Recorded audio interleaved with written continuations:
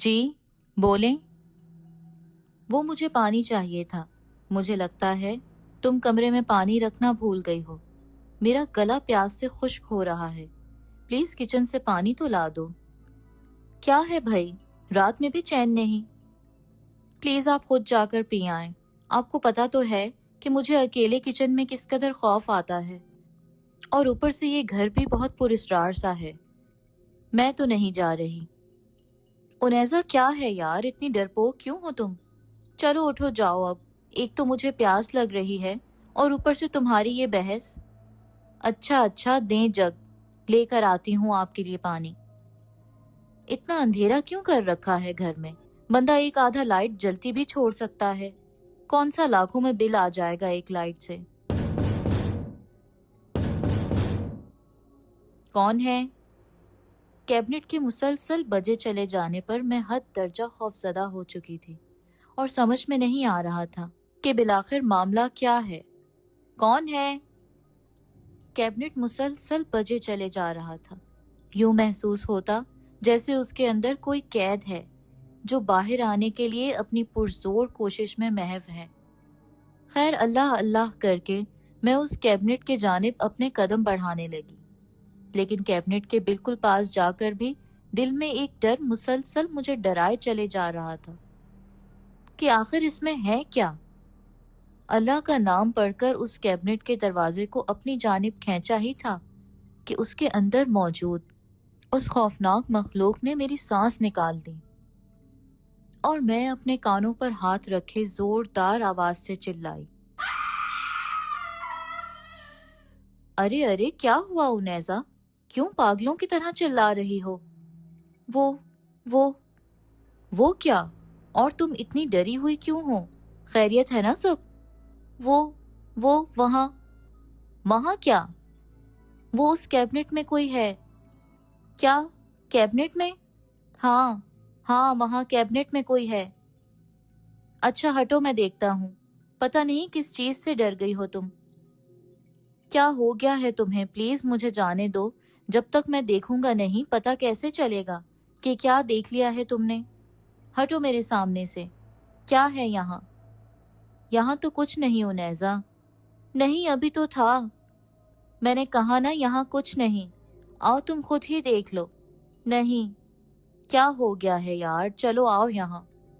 میں عاصم کے بار بار اصرار پر کیبنٹ کی سمت بڑھی اور عاصم کو اپنی ڈھال بنا کر کیبنٹ کے اندر جھانکا تو وہاں سچ میں کچھ نہ تھا، لیکن جو میں نے دیکھا وہ صرف میرا وہم بھی نہ تھا۔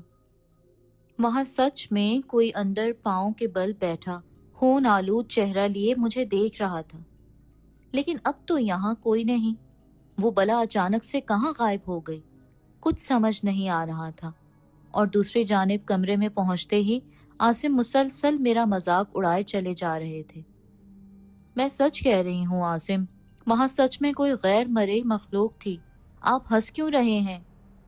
ارے بھائی دیکھو نا، وہ غیر مرئی مخلوق بھی تمہیں دیکھتے ہی غائب ہو گئی۔ سوچو میرا کیا حال ہوتا ہوگا، جو مسلسل تمہیں برداشت کر رہا ہوں، اس سے تو تم ایک لمحہ بھی برداشت نہیں ہوئی۔ ہاں ہاں ہاں۔ عاصم آپ بہت برے ہیں، بتانے کا شکریہ میری پیاری بیگم۔ اگلے 2 دن تو بڑے سکون سے گزرے، اور ان 2 دنوں میں میرا ڈر بھی کافی حد تک کم ہو چکا تھا، اور مجھے بھی اب یوں لگنے لگا تھا جیسے وہ صرف میرا ایک وہم تھا اور کچھ نہیں۔ لیکن آج رات اس وہم نے حقیقت کا روپ دھارا۔ جب میں رات گئے لاؤنج میں تھوڑی دیر بیٹھے اپنے دن بھر کی تھکن کو دور کرنے میں مصروف عمل تھی، تو اچانک کسی کے چلنے کی دھیمی دھیمی سی آہٹ مجھے محسوس ہونے لگی، اور اس آہٹ کے ساتھ ساتھ وہ پائل کی چھنکار سارے ماحول کو خوفناک کیے چلی جا رہی تھی۔ اس گھر میں میرے اور عاصم کے سوا کوئی نہ رہتا تھا، تو یوں کسی کی بجتی پازیب دل میں ایک خوف اور ایک ڈر کو بڑھاوا دے رہی تھی۔ کون ہے؟ عاصم یہ آپ ہے نا؟ مجھے ڈرانے کی کوشش کر رہے ہیں نا آپ؟ میں بھی ڈرنے ورنے والی نہیں، سیدھا سیدھا میرے سامنے آ جائیں اور آ کر یہ بتائیں کہ کس چڑیل کی پازیب لے آئے ہیں آپ۔ عاصم دوسری جانب سے مسلسل اپنی جانب بڑھتی قدموں کی آہٹ کے سوا जब कोई जवाब ना पाया तो मुझे सच में डर लगने लगा, क्योंकि आसिम ये बात बखूबी जानते थे कि मैं किस कदर डरपोक इंसान हूँ। इसलिए अगर वो कोई मजाक कर रहे होते तो थोड़ी देर में ही हंसते खिलखिलाते मेरे सामने आ जाते, लेकिन यहाँ तो मुसलसल खामोशी का राज था। क, क, कौन है? कौन है? ये लाइट्स को क्या हो रहा है? उफ, ये लाइट बंद कैसे हो गई? आसिम, आसिम! ये मोमबत्ती कहाँ रखी थी मैंने? हाँ, याद आया। इतने में चिल्लाने की आवाज आई।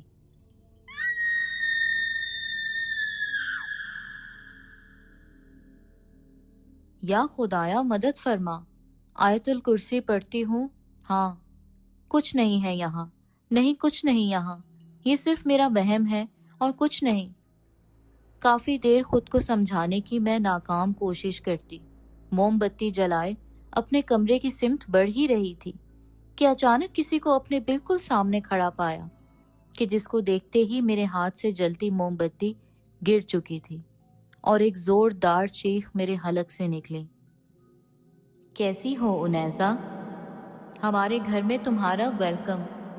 तुम जानती नहीं मैं कब से प्यासी हूँ, जरा मेरे पास तो आओ। नहीं नहीं, ये सब सच नहीं हो सकता, नहीं।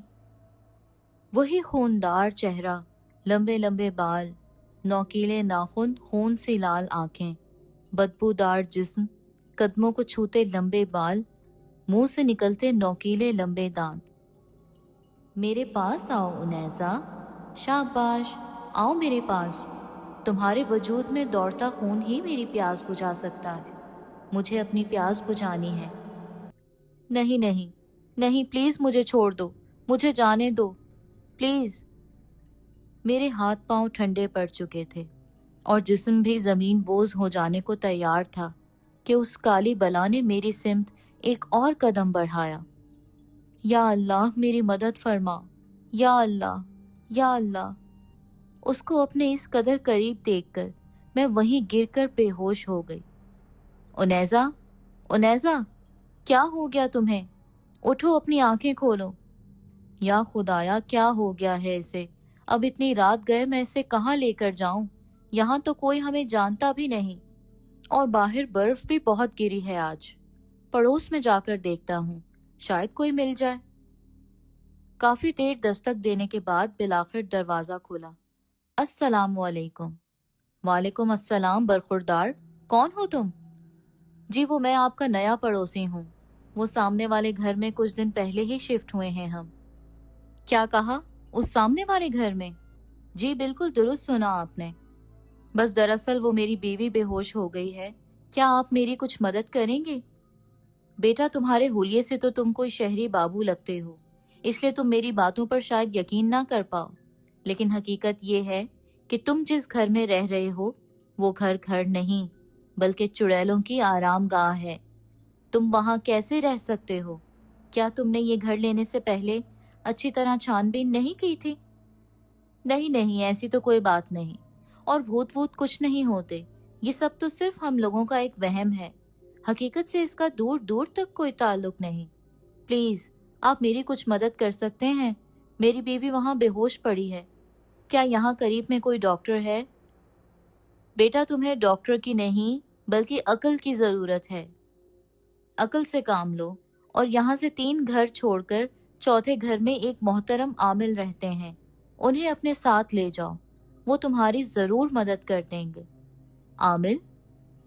मैं आपसे डॉक्टर का पूछ रहा हूँ और आप मुझे आमिल का पता दे रहे हैं। बेटा, इस वक्त तुम्हें अपनी बीवी की जिंदगी की फिक्र होनी चाहिए, बाकी तुम्हारी मर्जी। ये कहकर उन साहब ने अपने घर का दरवाजा बंद कर दिया, लेकिन अपनी बातों से मुझे एक अजीब परेशानी में मुब्तला कर गए।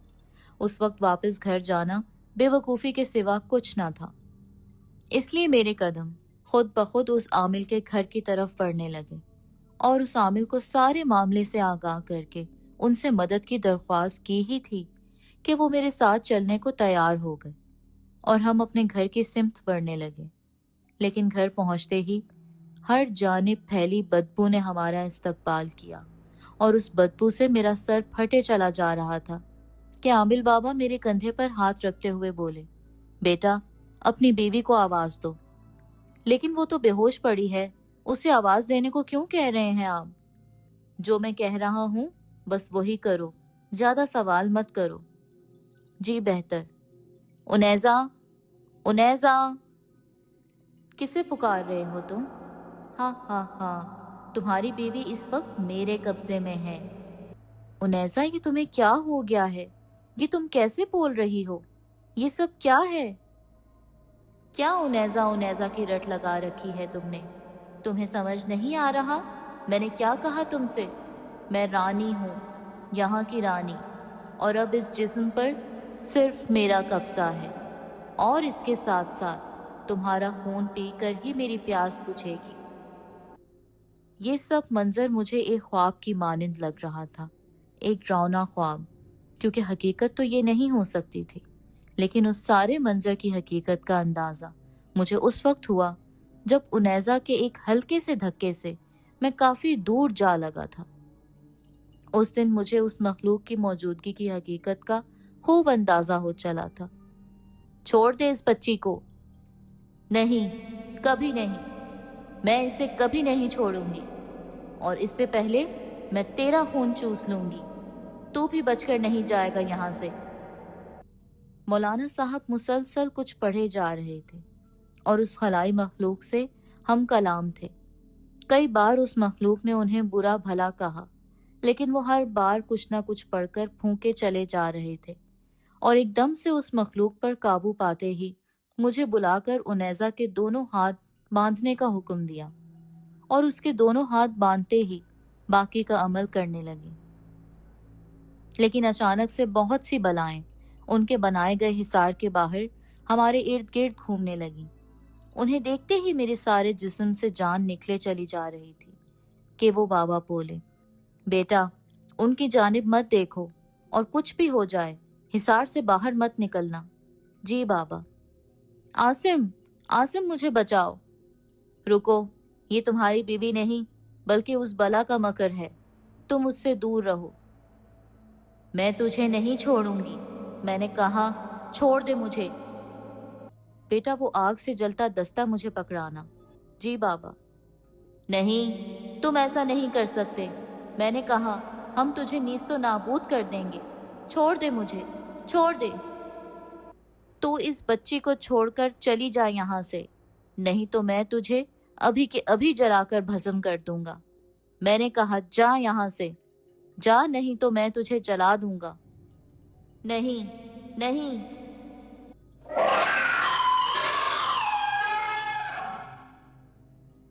اس قدر زوردار چیخ سن کر لگتا تھا کہ کان بہرے ہو جائیں گے، لیکن اس چیخ کے بعد وہاں سب نارمل ہو چکا تھا۔